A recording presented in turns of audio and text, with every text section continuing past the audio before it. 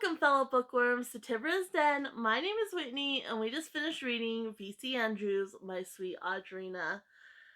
So this video is my final thoughts on this book, and I'm going to do my best not to give spoilers, so that way if you haven't read it, hopefully you will. Definitely a book I encourage you to read. I will give a trigger warning. It is a very heavy book, and it deals with the assault of a child, and it also deals with a lot of toxic behavior and abuse in general. And so I would caution you to go in knowing that, but at the same time, I think it's a book that is worth the read and has a lot of good points to discuss with others. And so if you do read it, hopefully you've been participating, but if not and you do read it, I hope you will go back and check out my other videos where I do the different discussion questions for the chapter sets. And then also over on my website, there's going to be the final set of discussion questions that cover the whole book, because I definitely think it's a book worth talking about. Um, and yeah, this book is very, very heavy. Definitely makes you feel a lot of emotions. Especially for me, a lot of my emotion was anger. It definitely made me cry and was upset in other ways. And I kind of felt empathy and pity and just a wide range of emotions. Probably the biggest one was anger. It has a lot of outdated views, which is the point. It's not so much that because it's an older book, the views are outdated. Because really, when it was written in the 80s, like some of these views are outdated even for then. And so it's really, the kind of the point. Like it just shows how toxic these men in particular are.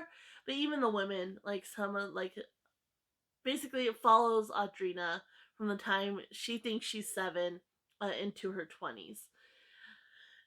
And so even like her mom and her aunt and her cousin, who is raised as her sister, they are even very, very toxic. But the men in particular are very toxic.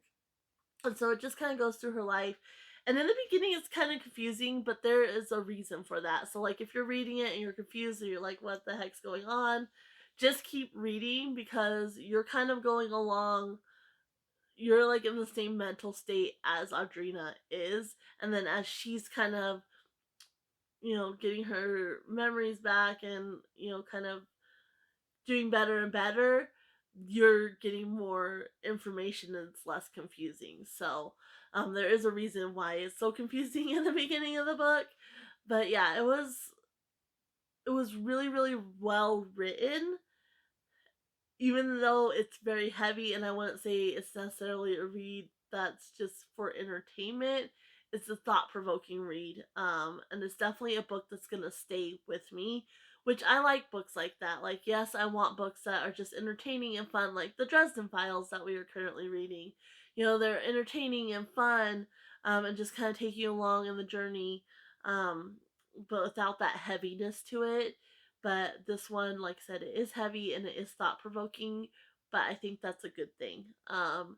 And so yeah, it just kind of follows Audrina throughout her from the time she's 7 and on to adulthood. She's named after an older sister, and so she's constantly, compared to the first Audrina, and just kind of going, through her growing up and things like that.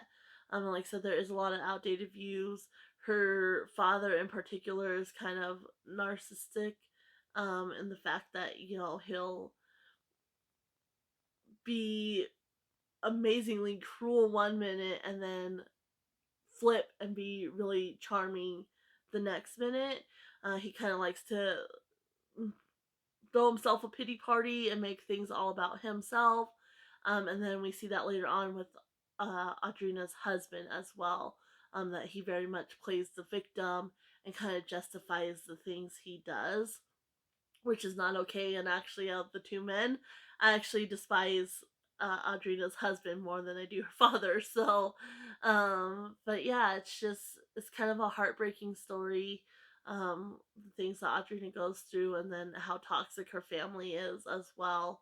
Um, but like I said, it's very, very thought provoking as well.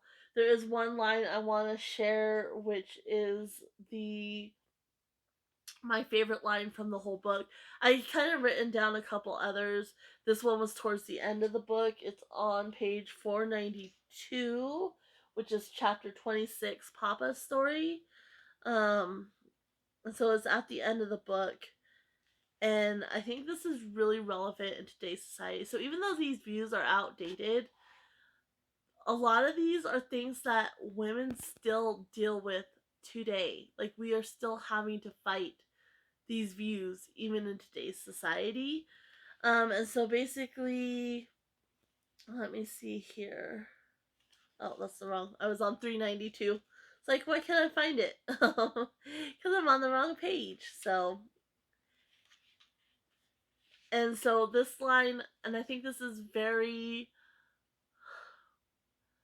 even prevalent just recently with what's going on in Texas. Again, this is not what this channel is about.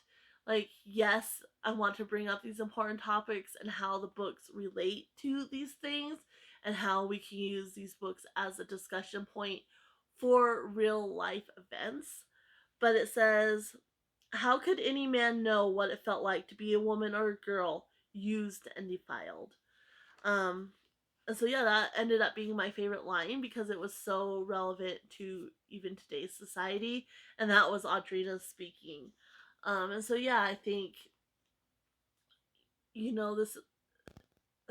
I'm having a lot of trouble getting out my final thoughts because it's just such a big mess in my head, and and I'm still feeling all the emotions that I felt as I was reading it. But yeah, I think that line really hits home to not only the nature of the book, um, but how it relates to even today's society. But yeah, it's a very heartbreaking story for Audrina. I know it's fiction, but it's very heartbreaking and very, very moving.